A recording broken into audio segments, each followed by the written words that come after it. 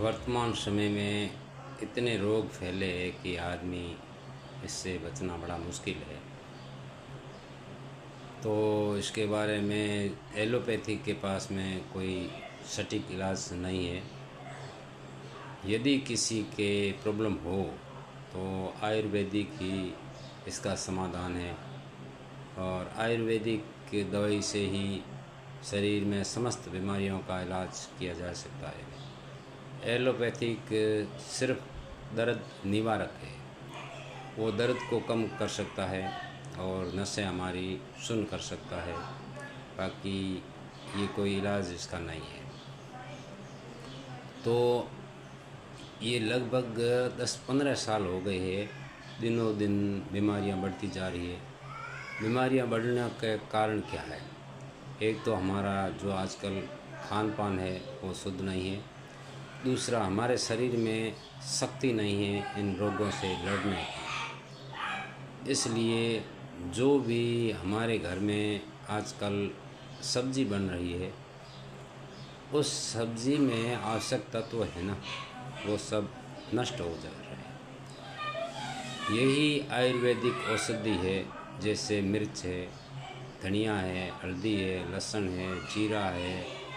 जो भी हम सब्ज़ी के अंदर मसाला डालते हैं वही आयुर्वेदिक औषधि है और वही हमारे शरीर में शक्ति देता है।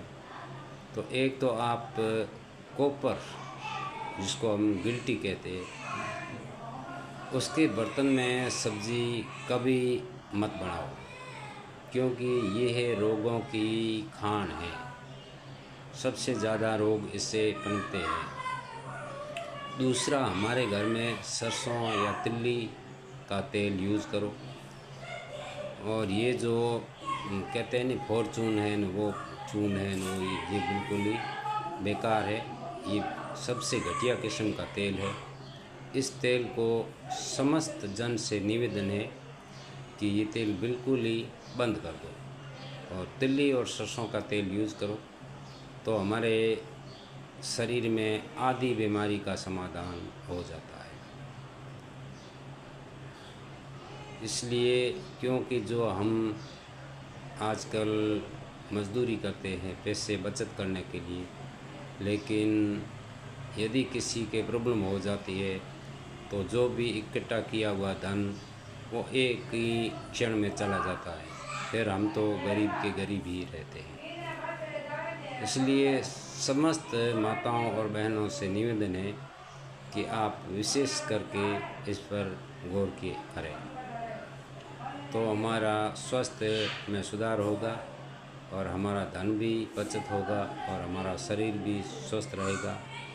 तन, मन और धन तीनों का ही समाधान होगा और इसलिए हम सुखी जीवन जी सकते हैं। धन्यवाद।